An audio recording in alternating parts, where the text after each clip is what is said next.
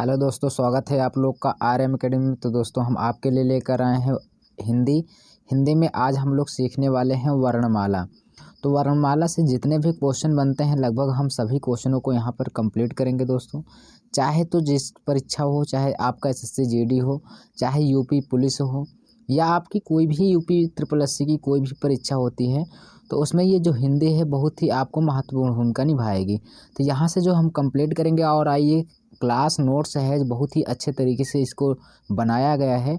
आप इसको class notes की तौर पे भी बना भी सकते हैं, ठीक है। तो चलिए क्वेश्चन को आपको मैं बताता भी चलूँगा और कौन इम्पोर्टेंट है इसको भी मैं बताऊँगा।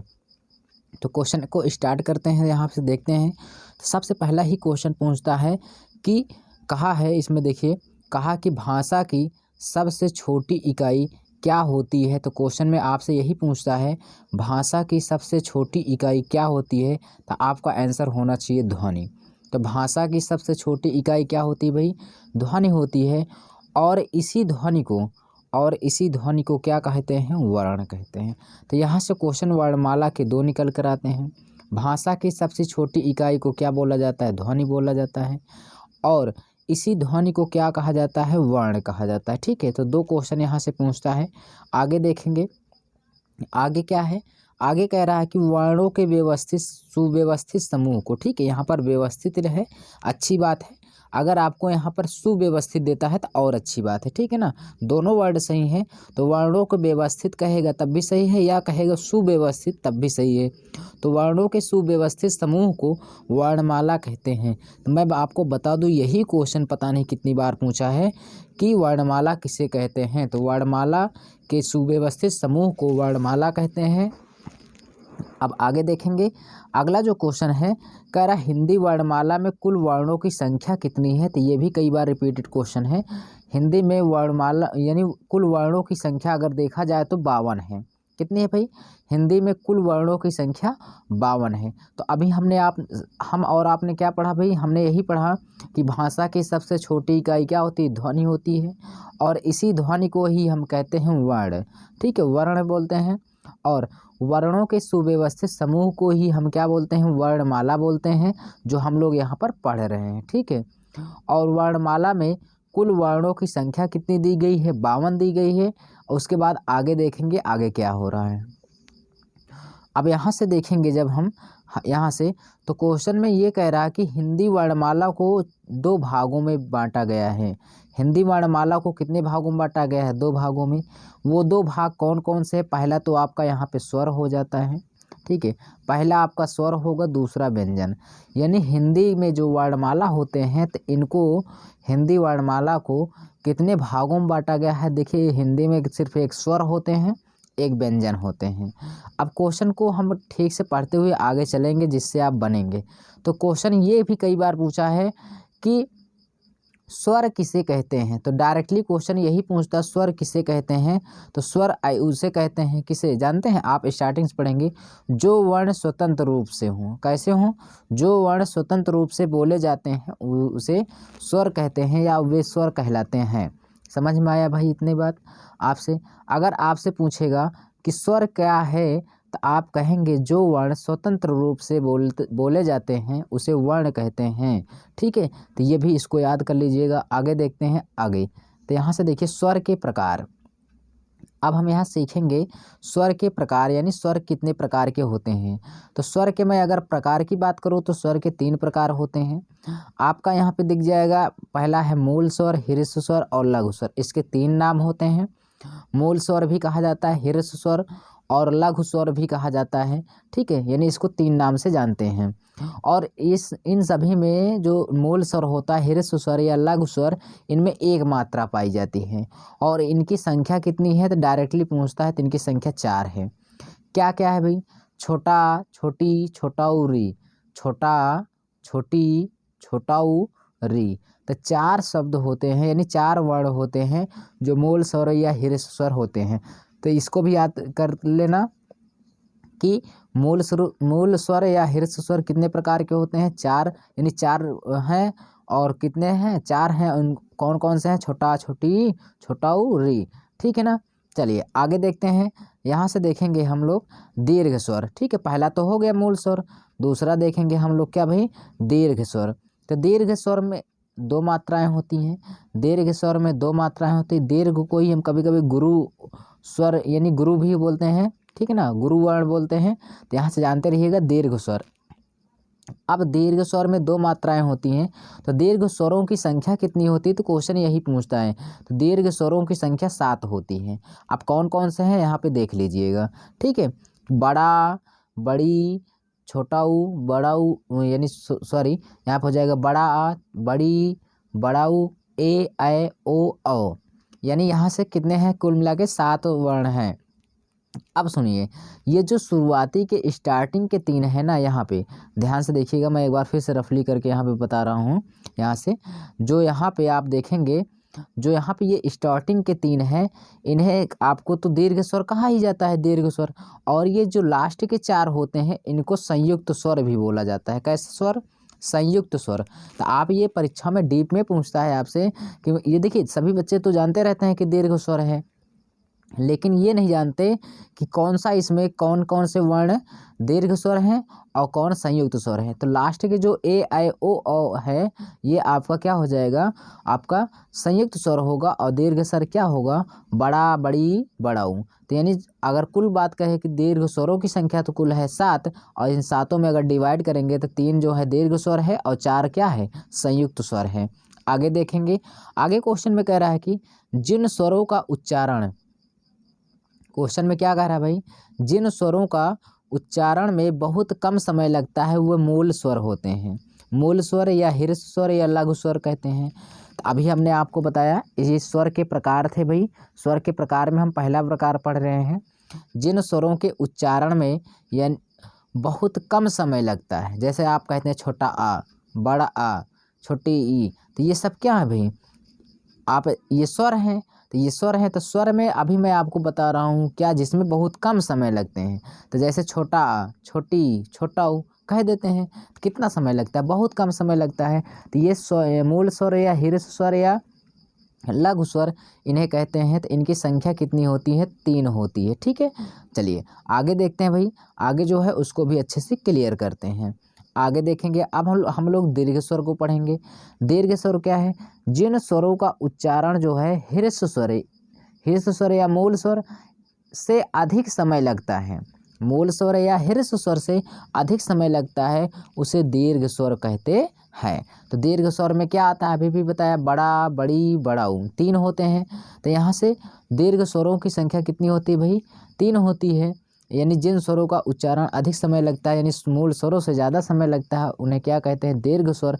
दीर्घ स्वरों की संख्या 3 होती है, बड़ा आ, बड़ी ई और बड़ा ऊ। ठीक है, आगे देखेंगे। आगे क्वेश्चन में कह रहा है प्लुत स्वर, देखेंगे क्या है प्लुत स्वर। अब देखिए, जिन स्वरों के उच्चारण में, ठीक है, जिन स्वरों के उच्चारण में दीर्घ स्वर से यानी जो होता है उच्चारण में सबसे अधिक समय लगता है। एक वर्ड कहा जाता है कि दीर्घ स्वर से भी ज़्यादा समय लगता है, यानी वही बात हुई कि सबसे अधिक समय लगता है, उसे कहते हैं प्लुत स्वर। प्लुत स्वर क्या है, जैसे आप कहते ओम कहते हैं, तो यहाँ पे ओम में देखिए कितनी बहुत देर तक आप क्या करते हैं, उसको खींचते रहते हैं वर्ड को। ये बहुत ज़्यादा यहाँ पे क्या लगता है भाई, समय लगता है बोलने में इसको। ठीक है, तो चलिए अब देखेंगे। यहाँ पे थोड़ा सा मैंने आपको एक चीज़ बताना भूल गया था, यहाँ पे एक छूट गया था प्लुत स्वर। तो प्लुत स्वर यहाँ पे इसमें 3 मात्रा होती है, तो ये इसको ओम के नाम से भी जानते हैं, ओम। ठीक है, तो यहाँ पे ये क्वेश्चन ये आपसे नहीं पूछेगा प्लुत स्वर।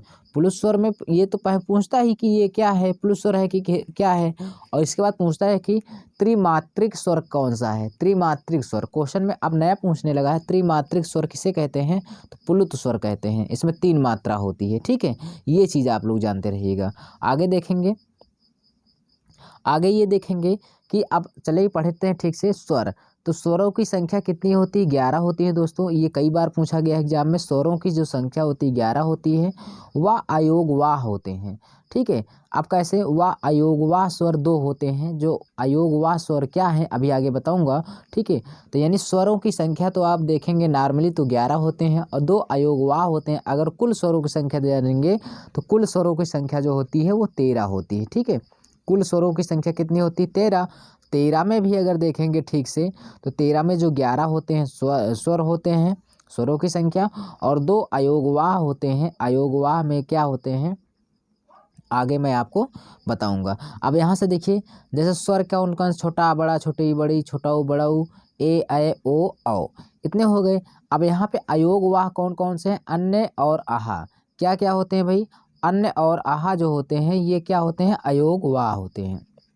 यहाँ से जानते रहिएगा, अन्य और आहा जो होते हैं उन्हें अयोगवाह कहते हैं। आगे देखिएगा अनुस्वार। अनुस्वार के लिए हम जो यहाँ पे बिंदी रख देते हैं ऊपर, जैसे कहते हैं अंत, कहते हैं ना एक वर्ड को हम लोग बहुत अच्छे से जानते हैं, हमने सारे काम का अंत कर दिया, अंत में ये जो बिंदी लगी है ना तो इसी को बोलते हैं ये वाली बिंदी, ठीक है ना। और विसर्ग ये के लिए, ठीक है।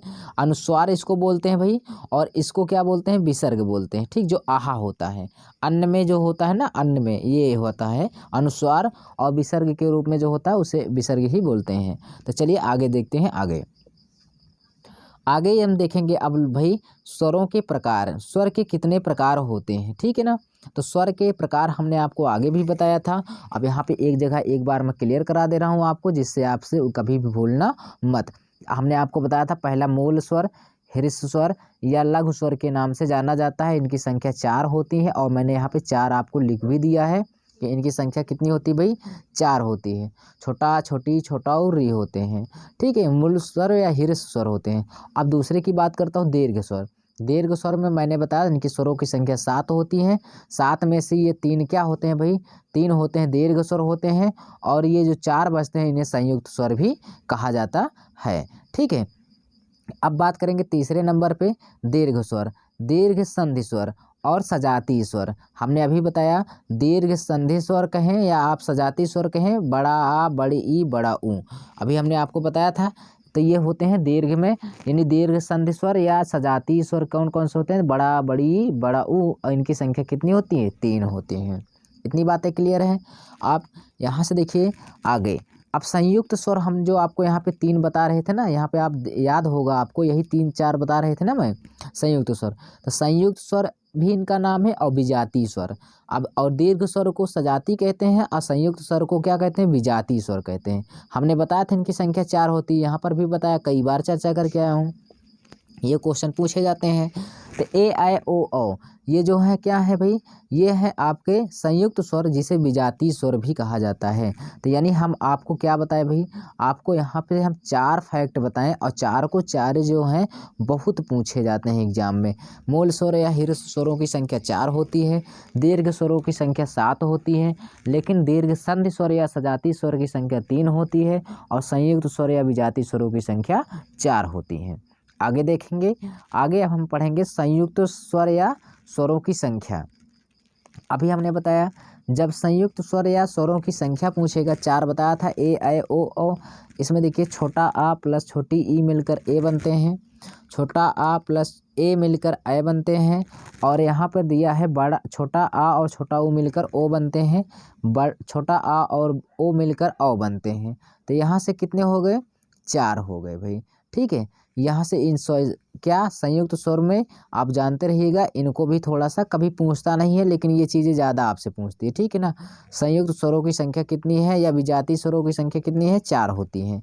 इनका नाम भी पता करना छांटने के लिए देता है। आगे देखिएगा, चैनल पर नए हैं तो चैनल को सब्सक्राइब कर लीजिएगा भैया, और लाइक भी कर दीजिएगा।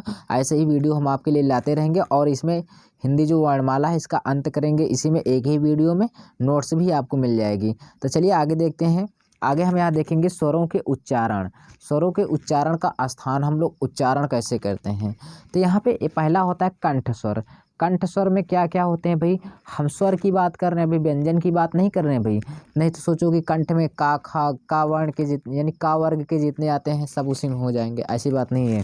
देखिए कंठ स्वर में आपका छोटा आ बड़ा आ आता है, छोटा आ बड़ा आ। आप देखेंगे तो कंठ, कंठ माने गले से आवाज़ आ रही है, ठीक है ना। उसके बाद यहाँ पे देखेंगे तालव्य। तालव्य स्वर क्या किसे कहते हैं, छोटी बड़ी को तालव्य स्वर बोलते हैं। ठीक है, ये सारी चीज़ें याद करने वाली है, आप भी याद कर लेंगे, नहीं क्वेश्चन गलत हो जाएगा। ओष्ठ स्वर, ओष्ठ स्वर क्या होता है, छोटा ऊ बड़ा ऊ। आप देखिए, आप जब बोलते हैं तो आपके होंठ क्या होते हैं, आगे की ओर आते हैं, तो यहाँ पे जानते रहिएगा ऐसे भी, और छोटा ऊ बड़ा ऊ, ठीक है ना, तो ये ओष्ठ हो जाएगा। मूर्धन्य स्वर क्या है, री, री। आपकी जिह्वा जो होती है ऊपर की ओर जाकर टकराती है, ठीक है ना, तो उसे मूर्धन्य स्वर भी कहते हैं, री को। कंठ तालव्य क्या है, कंठ तालव ए ऐ है। ठीक है, यहाँ से मैंने आपको बताया कंठ तालव्य क्या होते हैं, ए और ऐ। ये क्वेश्चन तो बहुत पूछा जाता है भाई। ठीक है, ये क्वेश्चन कई बार एग्जाम में पूछा गया है कि यहाँ पे कंठ स्वर किसे कहते हैं। तो कंठ स्वर हमने आपको बताया क्या होते हैं भाई, ए ऐ होते हैं। तो यहाँ से और एक थोड़ा सा जान जाइएगा, कंठोष्ठ स्वर भी कभी कभी पूछता है। कंठोष्ठ स्वर किसे कहते हैं, तो आप यहाँ से जानते रहिएगा, ओ और औ को कंठोष्ठ यानी कंठ से भी निकलती है, और ओष्ठ से यानी हमारे ओंठ से भी निकलते हैं स्वर। ठीक है, तो यहाँ से जानते रहिएगा। आगे देखते हैं, आगे जो है उसको भी क्लियर करते हैं। देखिए, अब हम बात करेंगे बहुत ही इम्पोर्टेंट बातों पर। यहाँ पे देखिए, बहुत ही परीक्षा की दृष्टिकोण से इम्पोर्टेंट है, यहाँ पे क्वेश्चन बनते हैं। तो क्वेश्चन में क्या बनेगा आप यहाँ से जानिएगा। क्वेश्चन में कहता है जिह्वा यानी जीभ के आधार पर स्वरों की उच्चारण या स्थान। तो यहाँ से जानिएगा, जिह्वा जो होता है, जिह्वा के आधार पर स्वरों का जो उच्चारण होता है वो 3 प्रकार से होता है। जिह्वा अगर हमारा है, जिह्वा तो भाई ऐसे ही बनता है शायद, ठीक है ना, ऐसे जिह्वा ऐसे होता है। तो ये जो अग्र स्वर है, अग्र स्वर में कौन कौन से आते हैं, छोटी बड़ी ए ऐ, छोटी बड़ी। देखिए, आप जब बोलते हैं तो देखिए आगे की ओर, आपके जिह्वा के आगे की ओर से आवाज़ आती, छोटी बड़ी ए ऐ। तो इनकी संख्या कितनी होती, 4 होती हैं। अब यहाँ से देखेंगे, अब मध्य स्वर, आपके एग्जाम में मध्य स्वर तो पता नहीं कितनी बार आ चुका होगा, हजारों बार। मध्य स्वर छोटा आ होता है। क्वेश्चन पूछता है जिह्वा के आधार पर मध्य स्वर निम्नलिखित में से कौन सा है, तो आपको छांटना रहता है, तो ये उसमें ऑप्शन में रहता है छोटा आ। बातें समझ में आई, इनकी संख्या 1 होती है। अब देखिए पश्च स्वर, पश्च स्वर क्या है भाई, पश्च स्वरों की संख्या अब देखेंगे अगर हम लोग यहाँ से, तो वो क्या है उसको भी क्लियर करेंगे। ठीक है, देखिए आगे चलते हैं, आगे जो क्वेश्चन है उसको भी क्लियर करते हैं। ठीक है, तो पश्च स्वर से आपको क्लियर हुआ। बड़ा आ क्या होते हैं भाई, बड़ा आ, छोटा ऊ, बड़ा ऊ, ओ औ। तो यहाँ से याद कर लीजिएगा, ये भी क्वेश्चन कई बार एग्जामों में पूछा गया है। क्या भाई, यहाँ से मैं आपको फिर से बता दूँ, ये जो क्वेश्चन है यानी पश्च स्वर जो होता है, ये बड़ा आ, छोटा ऊ, बड़ा ऊ, ओ औ, ये 4 शब्द तो यानी ये 4 वर्ण तो आपको आगे मिल जाएंगे। यहाँ पे बड़ा आ को याद कर लेना। तो क्वेश्चन भाई यहाँ से 2 चीज़ों में बहुत ही क्लियर कराता है, कहता है ये आपको छोटा बड़ा जरूर दिया रहता है। तो क्वेश्चन में ये देखिए, इसी प्रकार जितने भी थे क्वेश्चन हमने आपको क्लियर कराया। ठीक है, पश्च स्वरों की संख्या कितनी होती, 5 होती, इसको भी याद कर लीजिएगा। आगे देखते हैं, जो आगे क्वेश्चन है उसको भी क्लियर करते हैं। ठीक है, अब हम पढ़ने वाले हैं व्यंजन। तो हमने स्वर के जितने भी क्वेश्चन बनते थे उसको कंप्लीट कराया दोस्तों। आइए हम बात करते हैं व्यंजन। तो व्यंजन क्या है भाई, व्यंजन जो वर्ण स्वरों की सहायता से बोले जाते हैं। अच्छा, स्वर क्या था, स्वर को हम स्वतंत्र रूप से बोलते थे, लेकिन अब क्या होगा, व्यंजन, व्यंजन को जब हम बोलेंगे तो किसकी सहायता से बोलेंगे, स्वरों की सहायता से। ठीक है ना, किसकी सहायता से भाई, स्वरों की सहायता से हम बोलेंगे तो उसे हम कहते हैं व्यंजन। तो चलिए, अच्छा, जो वर्ण स्वरों की सहायता से उच्चारण होता है उसे व्यंजन कहते हैं। आगे देखेंगे, आगे तो यहाँ से देखेंगे आप लोग क्या, आगे हम लोग देखेंगे क्या भाई, व्यंजन कहलाते हैं। तो यहाँ से आपको पता चला कि जो वर्ण स्वरों की सहायता से बोले जाते हैं व्यंजन कहलाते हैं। अब व्यंजन में ये कितने प्रकार के होते हैं भाई, 6 प्रकार के होते हैं। तो व्यंजन भी कितने प्रकार के होते हैं, एक प्रकार से 6 प्रकार के होते हैं। अब हम सभी प्रकारों को पढ़ते हुए आगे आराम से चलेंगे। चलिए, हम आपको यहाँ पे 6 प्रकार के बताएंगे व्यंजन कैसे क्या होते हैं। तो आप लोग यहाँ से वीडियो बने रहिएगा, और चैनल को सब्सक्राइब नहीं किए हैं तो चैनल को सब्सक्राइब भी कर दीजिएगा। देखिए, पहला होता है स्पर्श। ठीक है, स्पर्श या स्पर्शी व्यंजन। स्पर्शी व्यंजन में क्या क्या आते हैं, का वर्ग, यानी का वर्ग, चा वर्ग, टा वर्ग, ता वर्ग, ठीक है, पा वर्ग। तो का से लेकर पा वाले वर्ग में अंतिम वर्ण तक, कहाँ तक, पा फा बा भा मा, यानी का वर्ग से लेकर मा तक के जितने व्यंजन आते हैं वो सभी आस्पर्शी व्यंजन होते हैं। तो आस्पर्शी व्यंजनों की संख्या कितनी होती है, 25 होती है, जो सामने आपको लिखा गया है, ठीक है। अब दो इसमें होते हैं उत्क्षिप्त व्यंजन, ठीक है ना। उत्क्षिप्त या द्विगुण व्यंजन, ये कई बार एग्जामों में पूछा गया है, जितने मैं पढ़ा रहा हूँ आपको एक भी क्वेश्चन आपका गलत नहीं होगा, ठीक है ना। उत्क्षिप्त या इसी में कहा जाता है द्विगुण व्यंजन इसको। तो इसमें क्या क्या आता है, डा, यानी डा, जैसे डा ये होता है ना, ये वाला डा, इसी के नीचे बिंदी लगा दो डा, और ये ढा होता है ना, इसी के नीचे लिख दो अढ़ा, बन जाता है अढ़ा, जैसे पढ़ाई, कढ़ाई, ठीक है ना, ये चीज़ें। तो ये जो डा और ढा होता है, इसमें जब बिंदी लगा देते हैं तो ये द्विगुण बन जाता है। देखिए आप जब अंग्रेजी यानी हिंदी वर्णमाला में जब आप पढ़ते थे, इसमें डा लिखा रहता है ऐसे, फिर ढा लिखा रहता है, ये हुआ एक बार तो हो गया, लेकिन एक बार जब इसको द्विगुण क्या लिए पढ़ते हैं, काहे, क्योंकि इसमें दो गुण होते हैं, एक जब बिंदी लगा देते हैं तो इसका क्या होता है, बदल जाता है, ठीक है, अर्थ। तो यहाँ से चलिए डा और ढा भी दो जानते रहे, इनकी संख्या कितनी होती है, दो होती हैं। आगे देखेंगे भाई, आगे क्या है, अगला क्वेश्चन, नासिक और अनुनासिक वर्ण। नासिक और अनुनासिक में क्या होता है, प्रत्येक वर्ण के, प्रत्येक वर्ग के लास्ट वाले जो वर्ण होते हैं उन्हें क्या कहा जाता है, अनुनासिक या निर्नासिक, जो नाक के सहारे हम बोलते हैं। जैसे का वर्ग में का, खा, गा, घा, चार वर्ण को छोड़कर लास्ट में कहते हैं अंगा। तो जो अंगा है, इया है, और यहाँ पे अड़ा है, ना है, मा है, ये सब क्या आते हैं भाई, अनुनासिक या, ठीक है, नासिक में आ जाते हैं। जैसे इसमें लिखा गया है, दूर से साफ से आपको दिखाई दे रहा होगा कि प्रत्येक वर्ग का पांचवा वर्ण होता है क्या, अनुनासिक, ठीक है, अनुनासिक, और इनकी संख्या भी कितनी होती है भाई, 5 ही होती हैं, यहाँ पे लिखा गया है। आगे देखेंगे, आगे हम लोग पढ़ने वाले हैं अंतस्थ व्यंजन। अंतस्थ व्यंजन तो बहुत बार पूछा गया भाई, या, रा, लावा, 4 होते हैं। अंतस्थ व्यंजनों की संख्या कितनी होती है, 4 होती हैं, ये खूब अपने माइंड में बैठा लेना। चलिए आगे देखते हैं, आगे हम बात करेंगे यहाँ पर भाई, यहाँ पर हम बात करेंगे ऊष्म व्यंजन अब, ठीक है। तो ऊष्म व्यंजन जो है इसी को संघर्षी व्यंजन भी बोलते हैं। ऊष्म व्यंजन और संघर्षी व्यंजन के नाम एक ही होते हैं, एग्जामों में अलग अलग तरीके से पूछता है। तो एग्जामों में कुछ भी पूछ लेता है, कभी कभी क्या होता है, कहता है कि ऊष्म व्यंजन बताइए, तो ऊष्म व्यंजनों की संख्या कितनी होती है, 4 होती हैं। शा, खा, यानी जो बीच में होता है ना चीरा हुआ होता है, जैसे हम लोग कहते हैं पेट चिरवा, ठीक है। तो शा, खा, सा, हा, ये 4 होते हैं, इनकी संख्या 4 होती है उस व्यंजनों की संख्या। तो यहाँ से जानते रहिएगा। आगे देखते हैं, आगे है संयुक्त व्यंजन। संयुक्त व्यंजन में कौन कौन से वर्ण आ जाते हैं भाई, संयुक्त व्यंजन में छ, त्रंग, ज्ञा और स्रा होते हैं। छ, त्रंग, ज्ञा और स्रा होते हैं। जो छत्रंग होता है, छत्रंग, ज्ञा और क्या, स्रा। इसके ये भी पूछता है ये किससे किससे बने हैं, तो छत बना है किससे, का और खा से बना हुआ है। तो यहाँ पे जानते रहिएगा, का और खा। त्रा किससे बना है, ता और रा से। ता और रा से अलग अलग है, ता और रा अलग अलग है। ज्ञा किससे बना है, जा, जा और इया से, ठीक है, मतलब इया से, जा और इया से।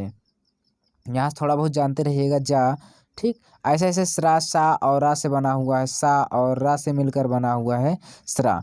तो आगे देखेंगे, आगे जो है उसको भी पढ़ेंगे, तो आगे आपको खुद ही क्लियर हो जाएगा। तो क्या पढ़ा आपने भाई, छवों के प्रकार पढ़ लिए। आप थोड़ा सा यहाँ पे देख लीजिएगा फिर से, आस्पर्श व्यंजन पढ़ा था का से लेकर मा तक, और यहाँ 25 वर्ण होते हैं। उत्क्षिप्त व्यंजन में हमने देखा कि डा से ढा तक इसमें बिंदी लगा देते हैं, तो ये अड़ा और अड़ा बन जाता है। अनुनासिक में प्रत्येक वर्ण का 5वां अक्षर होता था। अंतस्थ व्यंजन में या, रा, ला, वा होता था, संख्या 4 होती है। ऊष्म व्यंजन या संघर्षी व्यंजन सा, खा, सा, हा होता है, 4 होते हैं। संयुक्त व्यंजन भी 4 होते हैं, छत्रंग, ज्ञा और स्रा। अब हम पढ़ेंगे वर्ण तालिका, ठीक है। वर्ण तालिका में क्या क्या होते हैं इसको अच्छे से हम लोग कंप्लीट करेंगे। तो वर्ण तालिका में एक बार देख लीजिएगा, यहाँ पर क्या होते हैं, स्पर्शी व्यंजन कहाँ से, का से लेकर मा तक 25 होते हैं। अभी हमने आपको बता के आया था, का से लेकर कहाँ तक 25 तक। अब यहाँ से देखिए तो हो गए स्पर्शिक। अनुनासिक में क्या आते हैं, यहाँ से जानते रहिएगा, अंगा और या, अड़ा, ऐसे वाली लाइन में जितने भी हैं वो सब क्या है, अनुनासिक व्यंजन। अब जो सामने लिखे गए हैं, ये जो सामने लिखे, इसको क्या कहा जाता है, तो इसको का से लेकर कंठ तक, ठीक है, का से लेकर जो कहा जाता है, ये जो का से लिखा गया ये सब कंठ वर्ण है, ठीक है। आगे देखिए, कंठ है व्यंजन है, ठीक है, वर्ण है। यहाँ से देखिए आगे, आगे आपको यहाँ पे देखने को मिलेगा कि चा वर्ग, क्या है, चा वर्ग, चा, छा, जा, झा, इया, ये होते हैं, क्या होते हैं, तालु, ठीक है, तालु व्यंजन होते हैं, या जिसे तालव्य व्यंजन बोलते हैं, ठीक। चा वर्ग जो होते हैं क्या होते हैं, तालव्य व्यंजन होते हैं। तो आगे देखेंगे टा वर्ग, टा वर्ग में क्या होता है, टा, ठा, डा, ढा, अड़ा, तो ये टा, ठा, डा, ढा जो होते हैं ये मूर्धन्य व्यंजन में आ जाते हैं। किसमें भाई, मूर्धन्य व्यंजन में। तो ये सभी क्वेश्चन पूछे जाते हैं, ठीक है। आगे देखिए, आगे जो है आपको देता ता वर्ग, ता वर्ग क्या है, ता, था, दा, धा, ठीक है, यहाँ पे ना तक। तो यहाँ पे क्या ये दिया है, इसको कहते हैं दंत व्यंजन, ता, था, दा, धा, ना, तो ये सब क्या है, दंत व्यंजन है, इसको भी जानते रहिएगा। आगे देखिएगा पा वर्ग, तो पा वर्ग में हम इसको जानेंगे थोड़ा सा। पा वर्ग में देखेंगे, पा वर्ग में क्या क्या होते हैं, तो पा वर्ग में कुछ नहीं होता, इसे ओष्ठ व्यंजन भी बोलते हैं। पा वर्ग को पा, फा, बा, भा, देखिए जितने वर्ण है हमारे होठों से टकरा रहे हैं, पा, फा, बा, भा, मा हो रहा है, तो ये ओष्ठ व्यंजन हो जाएंगे। तो एक बार मैं आपको दिखाना चाहूँगा, ठीक है ना, इसको, जिससे आप नोट कर सकें। तो यहाँ से हमने पढ़ा ये सारी चीज़ें, और फिर यहाँ पर देख लीजिएगा, ये इतने थे जो स्पर्श व्यंजन मैंने आपको क्लियर कराया। अब देखते हैं जो क्वेश्चन में पूछता है उसको भी, आपसे डायरेक्टली पूछ लेता है कभी कभी। क्या क्या पूछता है भाई, कहता अल्प प्राण किसे कहते हैं, अल्प प्राण। तो अल्प प्राण जो होते हैं भाई, प्रत्येक वर्ग का पहला, तीसरा, पांचवा वर्ण अल्प प्राण होता है। इसको याद करने का तरीका क्या है, 135 अल्प प्राण याद कर लीजिएगा, 135 ना। तो क्यों आप कहते हैं ना 135, धारा नंबर 135, 135 क्या है, जैसे आप यहाँ पे लिखेंगे का, ठीक है ना, खा, गा, घा, अंगा, तो इसी में देखिए जो का वर्ग है वो आपका का वाला जो है व्यंजन, ये पहला हो गया, खा दूसरा हो गया, तीसरा क्या हो जाएगा आपका गा होगा, चौथा घा होगा, अंगा क्या हो जाएगा पांचवा। तो 135 यानी 1, 3, 5 नंबर पे जो आते हैं वो सभी क्या होते हैं भाई, अल्प प्राण होते हैं। तो 135 क्या अल्प प्राण, बचे क्या यहाँ पे 2 और 4, तो यहाँ पे महाप्राण हो जाएंगे। तो महाप्राण जिसमें क्या उच्चारण करने में ज़्यादा हमें बहुत ज़्यादा समय लगता है और हमारे क्या दम लगाना पड़ता है, ठीक है। तो यहाँ से देखिए उसे हम महाप्राण बोलते हैं। तो महाप्राणों की संख्या कितनी कैसे जानेंगे, प्रत्येक वर्ग के दूसरा और चौथा, जैसे का, खा, देखिए खा जो है ये क्या है, महाप्राण है। उसके बाद गा, घा, तो घा में ज़्यादा तेज से बोलना पड़ रहा है, तो ये गा और क्या है, यानी खा और घा जो है ये आपका महाप्राण हो जाएगा। इसको कैसे याद करेंगे, 24 से, और अल्प प्राण 135 से। चलिए आगे देखते हैं, आगे देखेंगे अगर हम लोग, तो अघोष और सघोष थोड़ा सा जानेंगे, ठीक है भाई। अघोष और क्या जानेंगे, सघोष। अघोष में देता है क्वेश्चन में, अघोष अलग है, सघोष या घोष या सघोष अलग होता है, ठीक है, बहुत बड़ा अंतर है अघोष और यानी आप बहुत से लड़के हैं इसमें सघोष, अघोष, घोष में इसी में परेशान रहते हैं। मैं यहाँ पे आपको क्लियर बता दूं, जो अघोष होता है ये अघोष है, ऊपर वाला अघोष, प्रत्येक वर्ग का 12वां वर्ण, ठीक, 12वां वर्ण का मतलब क्या है, पहला वर्ग, जैसे का हो गया और दूसरा खा हो गया। अब देखिए चा वर्ग में चलते हैं, चा, चा के बाद छा, तो ये सब क्या है, अघोष वर्ण है। अघोष का मतलब हर एक प्रत्येक वर्ग का पहला और दूसरा अक्षर, ठीक है ना, ये क्या होते हैं, अघोष होते हैं। क्लियर हुआ इतनी बातें। चलिए अब मैं आपको थोड़ा सा महाप्राण के बारे में बताता हूँ। चलिए महाप्राण क्या है, महाप्राण जिसे नहीं सॉरी जिसे आप महाप्राण तो हमने आपको ऊपर बता दिया है, जिसे हम कहते हैं घोष या सघोष। घोष या सघोष के बारे में जानेंगे। प्रत्येक वर्ग का 3, 4 और 5वां नंबर, ठीक है, 345। अच्छा अल्प प्राण में हमने पढ़ा था 135 और महाप्राण में पढ़ा था कितना, 24। और यहाँ पर हम पढ़ रहे हैं क्या, अघोष में पढ़ा हम लोगों ने कितना, 12। अब पढ़ रहे हैं सघोष या सघोष, तो घोष या सघोष में 3, 4 और 5वां, तीसरा चौथा पांचवा, प्रत्येक वर्ग का तीसरा चौथा पांचवा वर्ण जो होता है घोष या सघोष होता है। चलिए आगे देखते हैं, उसको भी क्लियर करते हैं। अब यहाँ पे मैं आपको एक जगह लिख दिया हूँ जिससे आप इसको देखकर ठीक से पढ़ सकें। कैसे क्या पढ़ेंगे, देखिए अंतस्थ व्यंजन में क्या क्या आते हैं, या रा ला वा, इसको आप क्या बोलते हैं अंतस्थ व्यंजन, अभी भी मैंने बता के आया। ये जो होते हैं अल्प प्राण होते हैं, अल्प प्राण होते हैं। और क्या होते हैं सघोष, घोष या सघोष होते हैं। तो अल्प प्राण भी होते हैं या रा ला वा, घोष या सघोष भी होते हैं। अब आगे देखिएगा, अर्ध स्वर किसे बोलते हैं, अर्ध स्वर भाई बोलते हैं या और वा को अर्ध स्वर बोलते हैं। और इन्हीं को ला को, अब ध्यान से देखिएगा, ये जो ला है, ला को हम पार्श्विक व्यंजन भी बोलते हैं। ला को क्या बोलते हैं, पार्श्विक व्यंजन भी बोलते हैं। अच्छा, यहाँ से देखेंगे थोड़ा सा आगे चलकर एक कदम, यहाँ से देखिए, यहाँ पे जो है लुंठित रा, लुंठित व्यंजन, ये बहुत पूछता है। ठीक है, क्वेश्चन में कहता है लुंठित व्यंजन कौन सा है, तो रा है। आपसे पूछे पार्श्विक व्यंजन क्या है, तो ला है। अर्ध स्वर क्या है, तो या वा है। सारी चीज़ें मैंने आपके लिए यहाँ पे लिख दिया हूँ यहाँ पे आपको, जिससे आपको थोड़ा भी दिक्कत ना हो। ठीक है, तो आप इसको पढ़ लीजिएगा, ये सारी चीज़ें याद कर लीजिएगा। ठीक, नहीं याद करेंगे तो आप जानिए आपका काम। ठीक है, ऊष्म व्यंजन, ऊष्म व्यंजन और संघर्षी, ऊष्म और संघर्षी व्यंजन क्या होते हैं यहाँ से जानेंगे। तो ऊष्म में मैंने बताया था शा खा सा हा, ये सभी 4 वर्ण होते हैं क्या ऊष्म। और यहाँ पे संघर्षी व्यंजन इनको भी बोला जाता है। और यहाँ पे सा खा सा, ये महाप्राण है, महाप्राण है, अघोष है। तो ध्यान से देखिएगा, इसमें से सिर्फ किसकी बात हो रही, 3 की। सा खा सा जो है महाप्राण है, और जो हा होता है ना, यह अल्प प्राण होता है। कैसा होता है, अल्प प्राण होता है। और कैसा होता है, सघोष भी होता है। इसके पहले मैंने आपको यहाँ पर भी बता के आया था। ठीक है ना, तो यहाँ पे सारी चीज़ें आप जानते रहिएगा। ठीक है, तो फिर से एक बार मैं आपको क्लियर करा दे रहा हूँ, जो समझने वाली बात है वो क्या है। शा खा सा जो है ये ऊष्म व्यंजन है, और इसको संघर्षी व्यंजन भी बोलते हैं। लेकिन जिनमें से सा खा सा 3, सा खा सा जितने सा है ये महाप्राण होते हैं। कैसे प्राण होते हैं भाई, महाप्राण। मैंने यहाँ पे आपको आपके लिए लिखा है महाप्राण या अघोष। ठीक है, जैसे सा खा सा, तीनों सा जो है महाप्राण और अघोष भी होते हैं। लेकिन जो हा होता है ये क्या होता है, यहाँ पर क्या होगा आपका, हा जो होता है महाप्राण होता है। क्या होता है भाई, महाप्राण होता है हा। ठीक है, अल्प प्राण नहीं है, इसमें ज़्यादा जोर आपको पढ़ लगा के पढ़ना पड़ रहा है हा। ठीक, तो ये यहाँ से देखिए, सॉरी यहाँ से देखेंगे और उसके बाद कहा कि हा जो है सघोष होता है। तो हा जो है एक प्रकार से आप लोग क्या पढ़ें भाई, हा को मैं कई बार बता के आया हूँ क्या, यहाँ ये क्या है महा यानी प्राण है। ठीक है, आगे देखते हैं संयुक्त व्यंजन। संयुक्त व्यंजन को भी मैंने कई बार बताया, छत्रंज्ञा। ठीक है ना, और स्रा। छत किससे बनता है, छा और ता। ठीक है ना, यानी सॉरी का और खा से बनता है छत। ठीक है, ये जो छा होता है ये, और त्रा से ता और रा से, ता और रा से बनता है। उसके बाद ज्ञा, जा और या से बनता है, जा और या से बनता है। स्रा, सा और रा से बनता है। ठीक है, तो चलिए आगे देखते हैं आगे क्या है, उसको भी अच्छे से क्लियर करते हैं।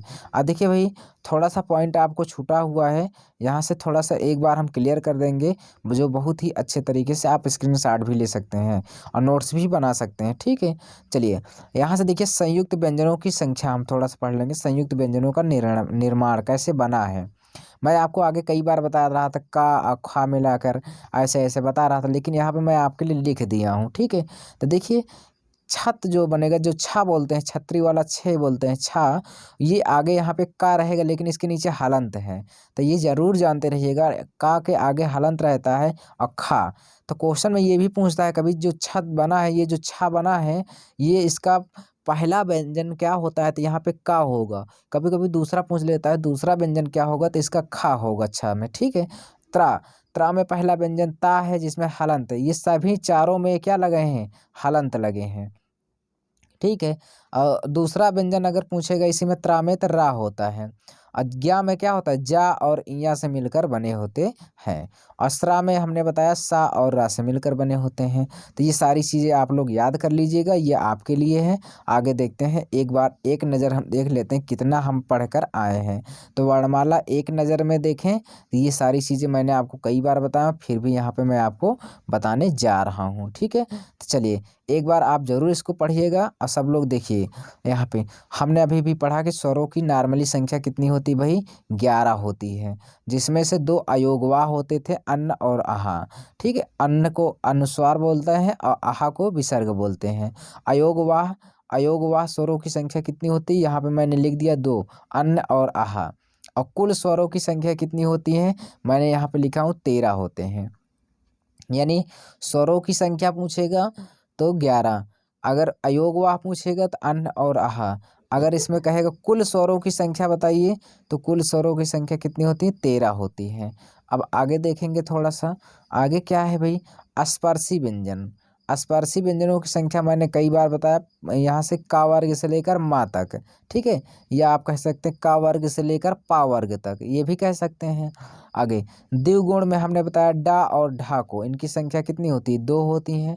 डा और ये जो ढा लिखा रहता है इसी को कहते हैं उत्क्षिप्त या द्विगुण व्यंजन, इसमें जब ये बिंदी लग जाती है तब। ठीक है, अब आगे देखेंगे, आगे अच्छे से क्लियर करेंगे। अंतस्थ व्यंजन, अंतस्थ व्यंजन में मैंने आपको अभी भी बता के आया हूँ, या रा ला व, इनकी संख्या 4 होती है। ऊष्म व्यंजनों की संख्या कितनी होती है, 4 होती हैं, इसको भी जानते रहिए, सा खा सा हा। ठीक, ऊष्म व्यंजन। और संयुक्त व्यंजन क्या होते हैं, संयुक्त व्यंजन में भी क्या होते हैं, 4 होते हैं, जो इसके ऊपर बताया हूँ, छ त्रंग ज्ञा। ठीक है, और स्रा, ये क्या है, संयुक्त व्यंजन होते हैं। अच्छा, आगे देखेंगे, एक बार आप स्क्रीनशॉट भी ले सकते हैं। तो अब थोड़ा सा इसके ऊपर चलते हैं भाई, यहाँ से देखेंगे तो क्वेश्चन में क्या कह रहा है, इसको भी थोड़ा सा जानेंगे हम लोग। क्वेश्चन में कहा संयुक्त व्यंजनों की संख्या, तो संयुक्त व्यंजनों की संख्या 4 होती है। ठीक है ना, संयुक्त व्यंजन की संख्या कितनी होती है, 4 होती है। तो यहाँ से वो क्या होते हैं, तो संयुक्त व्यंजन में आपको कई बार बता के आया हूँ, यहाँ पर देख लीजिए एक बार संयुक्त व्यंजन क्या होते हैं। ये देखिए, यही है छत्रंज्ञा। ठीक है, औस्त्रा, ये जो होते हैं ये संयुक्त व्यंजन है, आपको दिख भी गया। तो यहाँ पे छत्रंज्ञा। ठीक है, आगे देखिए, ये थे दोस्तों आपके वर्णमाला के जितने भी क्वेश्चन थे हमने आपको कराया। ठीक है ना, आप यहाँ से देखें और यहाँ से आप लोग जानते रहिएगा, मैं जितने भी क्वेश्चन थे मैंने आपको सारे करा दिए। अगर आप इसी तरह से वीडियो देखना चाहते हैं, ठीक है, और नोट्स को कंप्लीट पढ़ना चाहते हैं, कोई भी परीक्षा हो, तो आप एक बार ज़रूर हम कमेंट में हमें बताइएगा। और कैसा रहा ये वीडियो, हम आपको इसी तरह से वीडियो लेकर आते रहेंगे और हम आपको मिलेंगे नेक्स्ट वीडियो में। तब तक के लिए धन्यवाद।